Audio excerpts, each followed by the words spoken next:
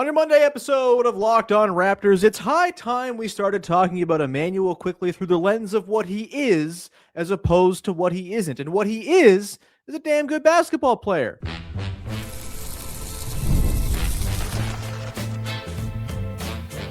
You are Locked On Raptors, your daily Toronto Raptors podcast, part of the Locked On Podcast Network, your team every day.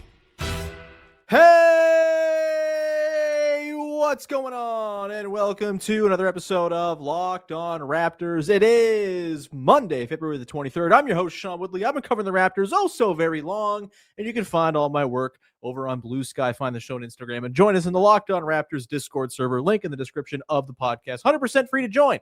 As always, to become part of our listener community. Today's show is brought to you by our friends over at FanDuel. And right now, you can use a profit boost on an NBA future and get entered for your chance to win a trip to the NBA Finals. Play your game with FanDuel, the official sports betting partner of the NBA. And we're off and running here on your Monday edition of the show, as we're going to talk about a win over the Milwaukee Bucks, 122-94 on Sunday. And look, was that game a bit of a come down after watching the Canada-US gold medal hockey game on Sunday morning, the most stressful and frankly upsetting 3 hours of my life over the last little while? Absolutely. But it was still a win for your Toronto Raptors, featuring some good stuff in the absence of Scottie Barnes, who's out with some personal stuff right now. And we got to look at what the team looks like without Scottie, which we haven't seen a whole lot of this season. He's missed one game prior to yesterday, and in that one game, Brandon Ingram was also hurt. Jakob Poeltl was also hurt. Barrett eventually got hurt. It was kind of an impossible game to evaluate as far as the Raptors filling in without their star player, and we got a little bit more of a look at what they can do without Scottie in this game. We'll talk about how Brandon Ingram helped fill in those gaps without Scottie Barnes. We'll go through the good, the bad, but I do want to start with the guy who got the chain after this game, and I think rightfully so. Immanuel Quickley, 32 points, 9 assists, 5 of 11 from downtown, 11 of 19 overall, a steal, plus 12 in the game. And yeah, just like a really good day, really fun game from Immanuel Quickley, who I think, like, look, I come at this from a certain perspective. Of course, I have long been a pro Immanuel Quickley guy, and this has kind of been a thing with me on this podcast for many years. If there's a guy who becomes the whipping boy of a fan base, if there's a guy who gets kind of harshly critiqued for having a deficiency in some particular area, there's a good chance I'm going to gravitate towards that guy and defend him with all of my honor. But I do think with Quickley, it really is just becoming clear that the player he was at the start of the season, who, by the way, was like pretty bad, had a really, really rough, in particular December, couldn't hit a three to save his life. The twos were, hot to start the year, then fell off as the season progressed. The defense was, I think it's been fine all season long. Maybe that was the big swoon of the season, if there was one for him. The creation, the, self-created stuff, getting around the corner, that just wasn't there for him in December in particular, November too. Like, it was not a banner first couple of months for the year for Quickley, but since January 1st, day one of what I'm calling the year of IQ, 20 games played, so a quarter of the season. It's nothing to sneeze at. It's a real sample. 19 points a game, 4 boards, nearly 6 assists on 47.5% shooting overall, 41% from deep, plus 80% from the line, and then 55% on his twos in that span, which is a thing that matters. 61% true shooting overall. Like, he's been pretty comfortably the Raptors' third best player for a while now. And I think that's what you would have hoped for coming into the season based on what he's paid. And he's doing that. And I've said it before. I said it off the top. I'll say it now again. The conversation about Quickley is always centered around the contract, which, hey, there's an element of that that's fair in a league where the aprons exist and sort of optimizing your books is a competitive advantage and all of that. But I do feel like the conversation has become so much about the contract that it's completely been divorced from like the actual tangible on-court value that Immanuel Quickley provides. And for this team in particular, which is starved for guard play, for shooting, for the things that Quickley brings to the table, like, he just works and he makes a lot of sense for this team, and he really helps this team be a better version of itself. And look, is he perfect? No, he is not a perfect basketball player. There are things you wish Immanuel Quickley could do that the Raptors probably thought he might be able to figure out how to do when they signed him to that contract a couple summers ago that he just hasn't quite figured out yet. That's not to say he can't get there. Guards, I think, of any position are, the sort of position most likely to sort of incrementally improve over time with reps and time and just sort of, just kind of building up the game year over year. We've seen this before with Toronto Raptors guards. Like, it doesn't have to be that a guy who's 26 is a finished product. And I think we're seeing over the course of this season that there is, in fact, stuff that Immanuel Quickley is tangibly improving at, while also kind of getting back to normal, particularly with the three-point shooting stuff that was off really, in kind of a disastrous way in the first couple of months of the season. He's back to being a damn good three-point shooter. And on top of that, he brings a lot of, I just think, like, helpful additive skills to particularly this team. And again, he's not perfect. Would it be a perfect world if the Raptors had a better lead creative guard to sort of run the ship and maybe quickly moves off ball and your nominal two guard? 100% it would be. But that's not the reality we live in. We're working with the roster the Raptors have right now. And within the construct of this roster, he's a really helpful player. And again, we throw around the sort of contract all the time. But it, like, I just don't know how many times I need to say it. Like, $32.5 million is a lot of money. Yes, it is also not nearly what it used to be in terms of percentage of the cap, in terms of what it represents as far as, is it a max contract versus not? Like, there was a time where $32.5 million was in fact a max salary. That is just not the case anymore. And he's not being paid to be your Tyrese Maxeys or Donovan Mitchells or De'Aaron Foxes of the world. If he were, then yeah, it would be a real problem that he doesn't do the things that those guys do. But those guys make anywhere between 50 to 100% more money per year than Immanuel Quickley does. And Immanuel Quickley, his salary ain't going up at all in the coming years as well. He's going to be flat at that 32.5 for the next 3 seasons after this.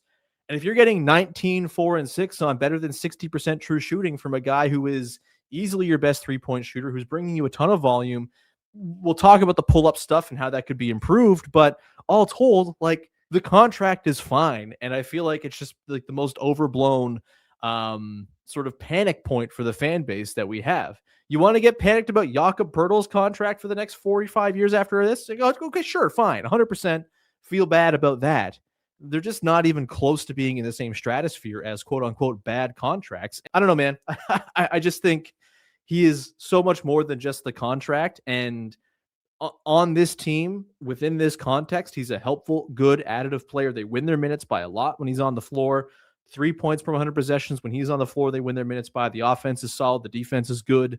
Like, I just don't see the need for the constant consternation about this guy. And again, in sort of picking apart the things he's not good at, you overlook the things that he is in fact good at and very helpful to the team by doing. And I should say also, like, having Jakob Poeltl back, really big deal for him. And I think we saw it in that game on Sunday as well, right? Just that two-man game, the pick and roll action, just having a proper pick and roll partner for a guy in Quickley who, as we've talked about plenty this season, if there is a big weak spot in his game as a guard, it's that he just does not have the sort of turn it on speed and strength to create looks for himself on drives without the help of a screen. He's been missing his most important and best screener all season long for the most part, and when he has been healthy, Poeltl's only been a shell of himself in half of the games he has played. And so it's just not been the most conducive environment to optimizing what Quickley does. He's always been a very good pick and roll creator and scorer out of pick and roll. And we're seeing that come back to life. We saw it come back to life in this game where Poeltl looked really solid. He was setting monster screens as he's wont to do. And I think you see that pick and roll action where you have Poeltl kind of screening and then Gortat screening his way, sort of setting that extra screen to clear the way as Quickley does his snaking to the rim. I think it's only going to bear more fruit for IQ going forward to be playing with a healthy and functional Jakob Poeltl. And again, I thought Poeltl last night did a lot of really helpful things to kind of grease the wheels of Quickley's offense. And hey, he's dependent on other guys to be good. Most players in the NBA are. And I think we just got to stop this whole, well, he's not an obvious lead guard. He's not the sort of point guard of the team. Therefore, everything he does is sort of invalidated and not valuable or helpful because of the contract. And it's just such a simplistic, reductive, and frankly boring way to talk about a player who, again, does a lot of really good things if you just watch the games and see what he does night to night to kind of make things easier for the dudes on the floor that he's playing with, because he has that gravity. And I think we're seeing that gravity of late because he's back to hitting 40% of his threes and being this sort of off-ball jitterbug who's been really great in relocation, really great kind of working two-man action. We saw it with Poeltl last night or yesterday afternoon, the sort of give and go sets he ran with Poeltl, where he just kind of took advantage of the fact that his defender was horrified of him getting the ball up high and letting rip for three. Instead, okay, you're going to overguard me here. I'm just going to cut to the basket after getting it off to Poeltl, and all of a sudden there's a layup out of it. He hit a three coming off of a little handoff where Poeltl just sort of did a little bounce pass to him in that handoff action, bang the three. Those things get created because of the gravity that he has on the floor, because teams are terrified of him shooting. And I think we're seeing the playmaking come out of it a little bit more too, where when he's getting run off the line with these sort of panicked, frantic closeouts that we saw from the Bucks yesterday, he's able to kind of make the right move, whether it's I'm going to take a sidestep three or I'm going to just blow by this frantic closeout and draw some help and then kick to the next guy. It's not flashy. It's not sexy. He's not the most manipulative passer in the world, but if we're grading on a scale of 1 to 10 as far as playmaking guard skills, you got your Maxis, your Mitchells, your De'Aaron Foxes, your Lucas, they're in the 8, 9, 10 tier. Immanuel Quickley is probably a 5, and that's fine. He's not incredible, but he's workable. He's passable. And he also never turns the ball over either. And so it's not perfect again. There's some stuff he's got to iron out. And I think long-term, the Raptors are probably going to need a better lead guard next to him. And it probably will sort of weaponize him and optimize him more to work him off the ball next to a truly dynamic, manipulative passing lead creative guard. Sure, that would be helpful to anybody, in particular Quickley, who's overtaxed when he's got the ball in his hands all the time. But again, there's still plenty he does with the ball in his hands. It's not like every time he has the ball in his hands, a possession's being kicked away. They do create good stuff. It's not great stuff all the time, but there's stuff coming out of that that's positive. Again, the thing that's got to improve, I think, is the pull-up shooting. This is the thing that's been really missing this season. Last year was not a problem, right? 3.4 attempts a game on pull-ups, 39% from deep. Huge. Year before that, 38% on 3.1 a game. This year, he's down to 2 pull-ups and just under 30%. That's not good enough. He's going to have to improve at that. Hopefully, Jakob Poeltl coming back opens up those looks for him as well. That's going to be the sort of main improvement area I'm kind of looking at as the season goes along, because pull-up threes are the shot that makes point guard careers. Well, it's not like Quickley's never done it. He's got a track record through most of his career of being a 34 or better % three-point shooter on pull-ups. The last couple seasons significantly better than that, and usually around 3 to 3.5 attempts a game. It's in there. Whether he's going to find it, we'll see. But having Poeltl back helps a lot. And again, I think last night was a great example of having Poeltl back kind of optimizes Quickley and allows him to do his thing at his best. And again, he's a good player. He's not perfect, but I think the conversation about him has become so toxic and so soiled that I'm glad he's having this run of late where, again, he's 19, 4, and 6 on efficient shooting for the last 2 months, more or less.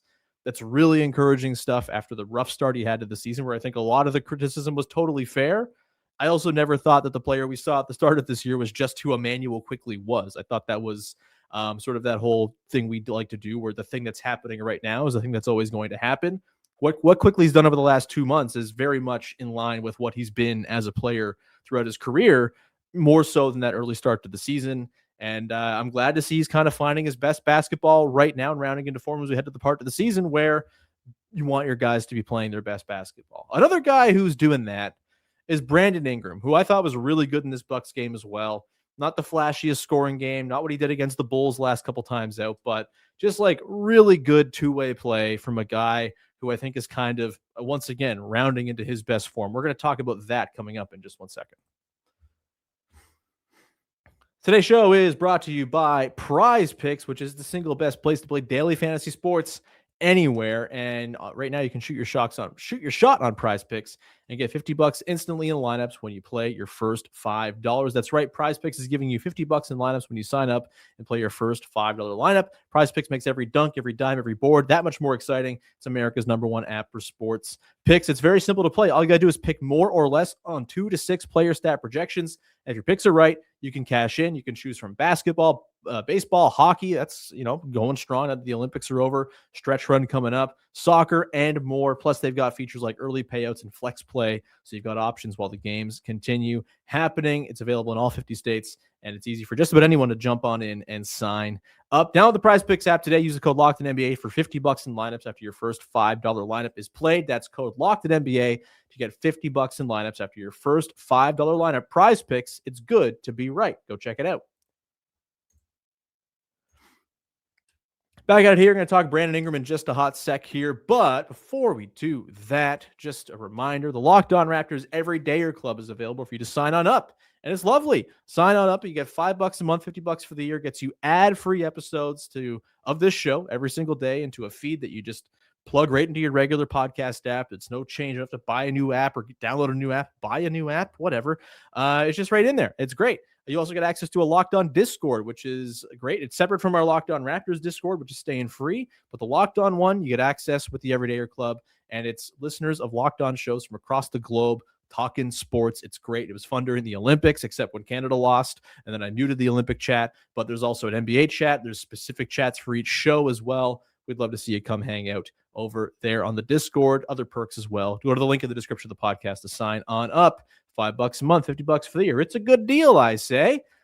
All right, back at it here, talking Brandon Ingram, who I thought was just rock solid steady in this game. And again, it was kind of our first look at what the team looks like without Scottie Barnes this season. And what is one of the hallmarks of really good teams? It's finding ways to weather the storm, even when you have really good players out, right? Like, the best teams figure it out. The deepest teams figure it out. And I thought the Raptors, they didn't really have their A game for much of the game against the Bucks. They didn't really bust it open until IQ had that 18-point second quarter. And it was still even a little hairy into the third quarter. But the Raptors just kind of pulled away eventually. And I think Brandon Ingram just kind of really, really instructive in all of that. Just a very, very tidy two-way game from Ingram. And the scoring was the scoring. Like, it's, that's great. But I think in a game without Scottie Barnes, I was very curious and frankly concerned about what the defense was going to look like without Scottie Barnes. I think there's been this sort of idea, and I think it's been fair, that Scottie's the one kind of holding the whole thing together. And if you pulled him out, everything might just collapse like a house of cards. And it didn't. They held the Bucks, who, again, it's the Bucks without Giannis. They're not great, but they've been red hot of late, and they got a lot of dudes who like to cook. Held just like a very strong, tidy, Raptors-y defensive performance. And I thought what Brandon Ingram was doing defensively was just hugely important and kind of filling in for Scottie Barnes in a lot of the areas where Scottie Barnes is usually fantastic. And look, it's not like he was Scottie Barnes. Scottie Barnes is one of one as a defensive player right now. He's so good, covers so much ground, does so many different things to, plug gaps and, clean up messes for the Raptors defense. But Brandon Ingram, I thought, did his darndest to kind of fill in. And, he's just been like a flat out good defensive player for the bulk of the season at this point. Had a couple blocks in this game. But more than that, I thought he just did like a really good job being the Scottie Barnes in the defense. Length, disrupting actions all over the place, right? You send a double team with Brandon Ingram. I think he forced a couple deflections and turnovers just with his length, kind of getting into a dude's passing lanes. Really good stuff there. The rim protection from him has just been a delight to watch all season long. He's not going to be your small ball five ever necessarily, but if he's your last line of defense, you feel pretty good about him pinning a shot against the backboard, getting up a good contest, whatever. And yeah, again, the Bucks aren't like a steam train of offense without Giannis, but I thought the Raptors really shut their water off. And I thought really, Ingram did a great job of that. He was mostly guarding AJ Green in this game. Green didn't have a great night. Maybe that's partly length and rotation and contests from very long Brandon Ingram. But I also thought guarding that sort of off-ball dude, you saw Ingram do a really good job kind of working over and help and covering a lot of ground and just kind of doing his thing. He's just like, I don't know, he's fully bought in, man. Like, this was always the question with Ingram is he going to buy into playing basketball the way the Raptors are going to need him to play basketball? And I think he's done that and more. And the defensive stuff was just really, really impressed from him in this one. And I think the playmaking as well, thought he did a really good job. He saw a ton of extra attention in this game with the Bucks just kind of overloading and saying, well, there's no Scottie Barnes, so I guess we'll just send everybody at Brandon Ingram. And in those situations, I thought was really good. He made smart, quick, crisp reads, didn't get too bogged down holding the ball. And then the instances where he did, where he just kind of forced a shot up with a couple dudes draped all over him. He banged those shots. And so no harm, no foul. You had the one on the baseline where I don't know how he got the ball up without it getting slapped away by two guys, where he just kind of like did a little double clutch in the air and put down the midi from the baseline through two guys. Like, that's the tough shot making he's brought to the table all season long. It's really great. And yeah, the playmaking stuff, I mean, this isn't just a last night thing or yesterday afternoon thing, whatever the hell time the game happened. Who cares? I think he had one egregious turnover yesterday. For the most part, though, like, made those smart reads when he saw that extra attention. And over the last 20 games, I'll go back to January 1st like I did with IQ. 20 games, real sample, quarter of the season. He's a nice tidy 21 points, 5 boards, 4 assists, a steal and a block. He's at 48% from the field, 41% from deep, 87% from the line, like flirting with 50, 40, 90 over 20 games. That's huge. 58.6% true shooting overall in that span. And I think the key thing, down at his 1.7 turnovers a game, he was at 2.9 up until December the 31st. And you can think back to it, right? Just like a lot of trouble diagnosing double teams, throwing errant passes, late to see reads, missing reads entirely.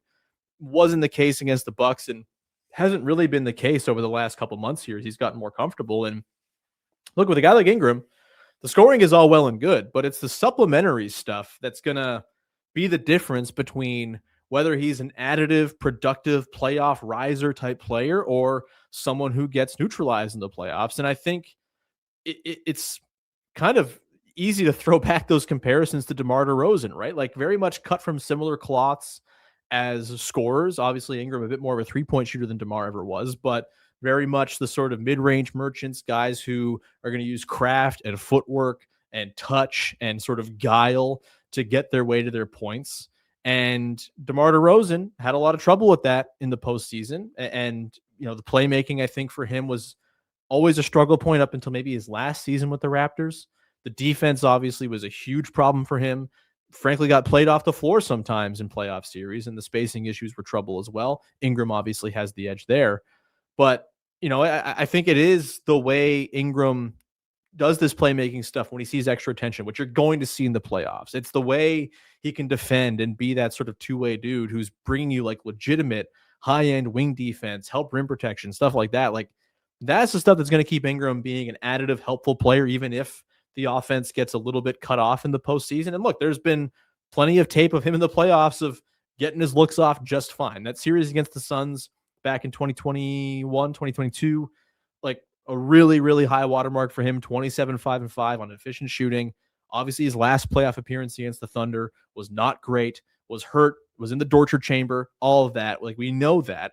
It's still an open question as to what Brandon Ingram's true playoff level is, but if he's doing the defense and he's doing the playmaking stuff like he did yesterday, like he has all season long, like, that is a playoff performer. That is a guy you want on your side in a playoff series. And I think at this point, you just kind of have to expect that he's just going to be a good defender and that the playmaking is maybe coming along from where it was early in the season.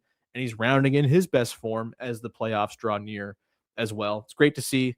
And again, he could drop 22 for you and kind of fill it up bucket wise if you need it as well.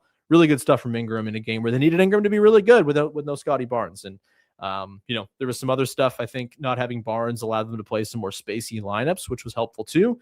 Not to say that, want Barnes around, because obviously Barnes is their best player, but there was like that sort of silver lining of there was no Barnes. And so all the lineups they could roll out, there's a little bit more shooting space for a guy like Ingram to operate and all that stuff. But yeah, man, I thought it was really, really tidy effort and way more than just a scoring for Ingram against the Bucks for sure. We'll come back on the side, rattle off the good, the bad, to close things out as we talk a little bit. Jamal Shead having a nice game for first time in a little while. Really nice to see.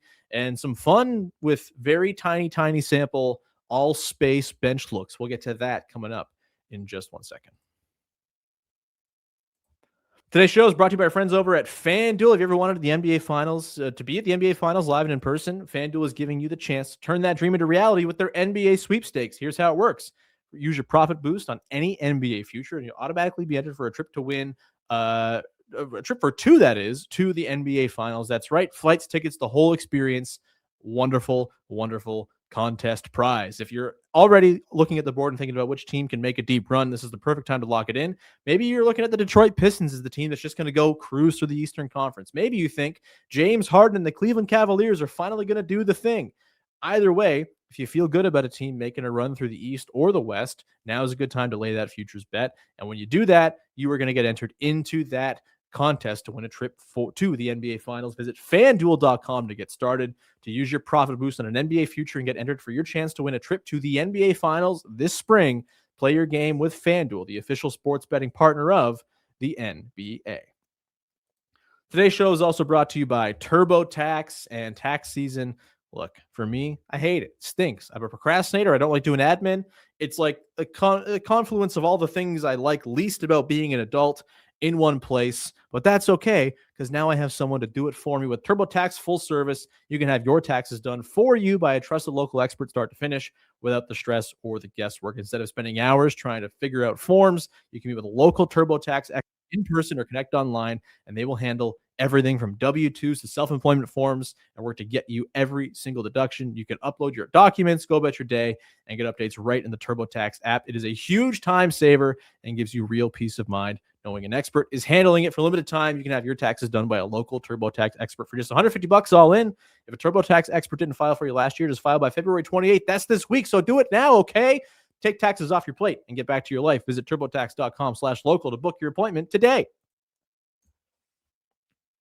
Wrapping things up here with the good, the bad, and the It's how we wrap up every single episode of this year podcast on the heels of a Toronto Raptors basketball game. Thing I liked, thing I didn't like, thing that's got me a wee bit intrigued from the latest in Raptors hoops. The good, Jamal Shead, zone buster. Nice game from Jamal Shead in this one. It's been a little bit of a swoon of late for him. The offense has just not quite been there. The three-point shot is obviously flagged a little bit. But in this game, 23 minutes, he was a plus 26, playing with Quickley. Obviously, that duo has always been really effective. He got the early sub in the third quarter as RJ Barrett was struggling. We'll talk about that in a second. And just like a really effective Jamal Shead game overall, 12, 6, and 6, 4 of 9 shooting, 2 of 6 from downtown. It felt like it had been a while since like a really good Jamal Shead game, and like to see it, and really nice to see Shead as this sort of like impromptu zone buster that they busted out as the middle of the zone guy, flash into the nail, making plays from there. The Raptors scored a point per possession against 15 zone possessions per synergy. Saw a lot of zone, and they had really no problem scoring against it compared to what they've done early in the year. And so, nice to see. And Jamal Shead was a big part of that. Hitting threes, great to see. Passing from the middle of the floor, very cool. And just nice to have Shead kind of get back in the good column after a bit of a rough go for him of late. The bad, RJ Barrett is in a bad kind of way right now, man. 2 of 10 in this game, just in a rut. Seems to be very much like fully scouted by opposing teams. They're sitting on that stop turnaround floater that it was money for him early in the season. They're over-helping on his drives when he's going to his left because everyone knows he's going to his left. And the threes just aren't falling right now. And he's got to, kind of work on counters, surely. Got to find the flow within the offense. Again, I talked about this last week when I talked about RJ in the bad section on Friday. Was it Friday? I don't know when they played last game. But, part of getting RJ back up to speed is the offense kind of finding its form and rhythm again. And I thought they did a better job of that in the game without Scottie Barnes. So it's not like the fully functioning version of it on Sunday against the Bucks. But RJ is just kind of having a hard time finding his spot in it right now. Over dribbling, had a couple of opportunities where just like the ball just got picked away from him as he was trying to dribble through traffic. And when the threes aren't falling, it just becomes that much more pressing, and the defense becomes a little more glaring as well. I think he's better than this, but this is not the time of the year to really be going through this kind of swoon. And you hope that as he gets back further and further from injury, which he's been back for like 9 or 10 games now, that he can kind of find the groove, but he's just yet to find that groove. And again, if the threes got to fall. If they're not falling while all this other stuff is happening, it's a really, really tough road for RJ Barrett to walk. And 0-3 last night, just not good enough. For me to wrap things up, the all-space bench look we saw for a fleeting 1 minute of this game. Immanuel Quickley, Jakob Poeltl, who got the start and I thought played pretty well defensively, shooting-wise. We'll see, but overall, good stuff from him on the defensive end. Jamison Battle, Mamu and Poeltl. We saw the Mamu-Poeltl duo, which we'd never see. Eventually, Brandon Ingram came in for Walter for a couple minutes as well with that look. And yeah, we saw that IQ Walter battle Mamu Poeltl look for exactly 1 minute.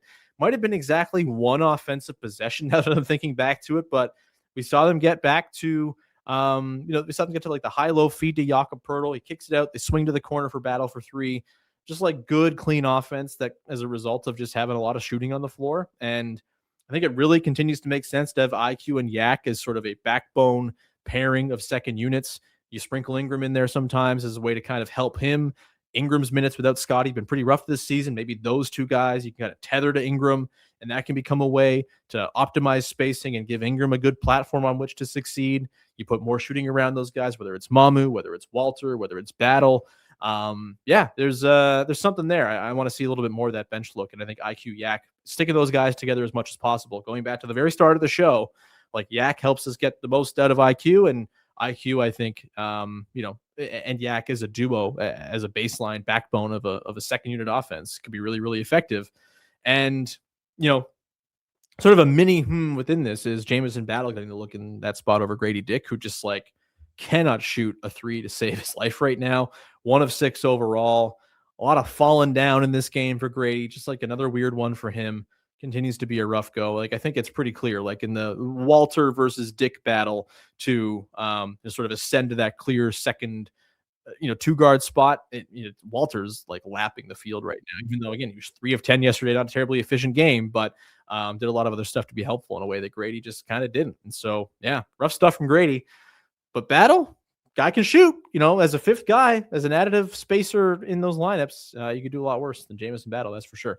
We'll leave it there. Thank you so much for hanging out, rocking with the show. We'll be back again tomorrow with Vivek Jacob, and we'll talk about something. We'll see. Go big picture. And we take a look ahead to the Thunder and Spurs on Tuesday and Wednesday as well. We'll have those games recap for you this week. Joe Wolfond will be along for his usual Friday spot this week too, and probably sprinkle in a couple of bonus episodes here and there as well. I've got some of the more of those leftover mailbag questions from you guys last week that I'll get to at some point.